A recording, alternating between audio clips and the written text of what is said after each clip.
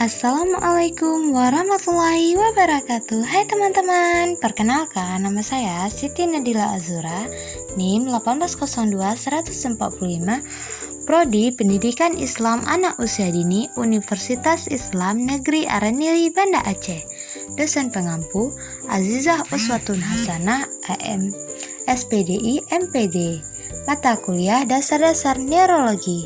Nah, di sini saya akan menjelaskan tentang tumbuh kembang otak anak pada masa prenatal dan postnatal, faktor yang mempengaruhi tumbuh kembang anak, dan kelainan sistem saraf yang dapat mempengaruhi proses belajar.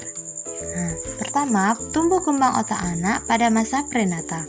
Periode prenatal atau periode awal sebelum lahir adalah periode awal perkembangan manusia yang dimulai sejak konsepsi, yakni ketika ovum wanita dibuahi oleh sperma laki-laki sampai menjadi janin dan akhir sampai dengan awal kelahiran seorang individu.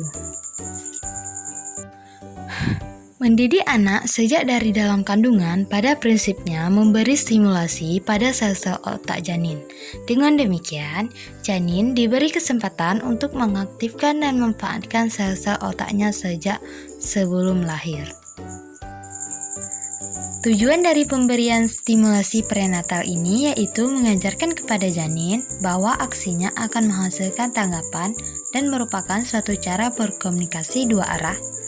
Pengalaman sensori ini akan merangsang pertumbuhan sel otak yang bertanggung jawab untuk kemampuan memberi dan menerima kasih sayang. Tanpa perkembangan pusat kasih sayang otak, seseorang secara biologis tidak mampu memiliki emosi dasar manusia seperti cinta. Menurut Harlock, ada beberapa kondisi yang memengaruhi perkembangan prenatal, yaitu 1. Gizi ibu, 2. Kekurangan vitamin, 3. Kesehatan ibu, 4. Faktor resus, 5. Obat-obatan, 6. Sinar X dan radium, 7. Alkohol, 8. Tembakau atau rokok, 9. Emosi calon ibu. Nah, yang selanjutnya tumbuh kembang anak pada masa postnatal. Postnatal adalah masa sesudah kelahiran atau masa di mana bayi sudah keluar dari dalam kandungan.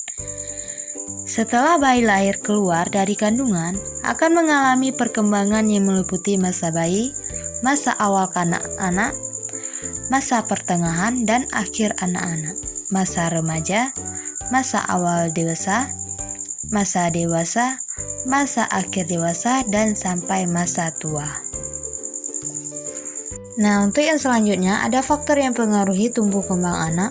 Menurut Andriana, secara umum terdapat dua faktor utama yang berpengaruh terhadap tumbuh kembang anak, yaitu A. Faktor internal, 1.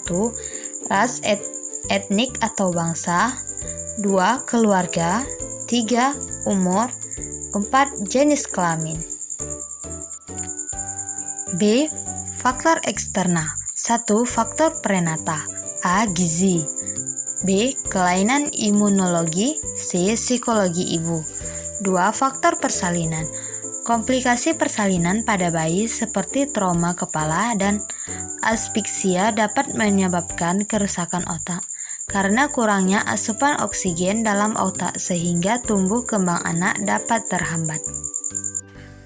Yang ketiga, faktor persalinan, A. Gizi, B. Psikologis, C. Sosioekonomi, D. Lingkungan pengasuhan, dan E. Stimulasi. Nah, yang selanjutnya kelainan sistem saraf yang dapat mempengaruhi proses belajar. 1. Ada autisme pada anak merupakan kelainan neurologis. 2.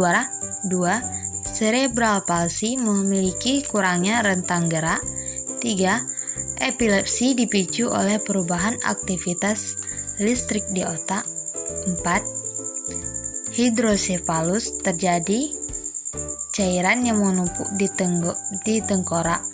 Yang kelima ada spina bifida adalah cacat tabung saraf.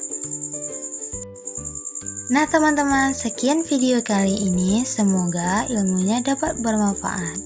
Lebih dan kurang saya mohon maaf. Wassalamualaikum warahmatullahi wabarakatuh.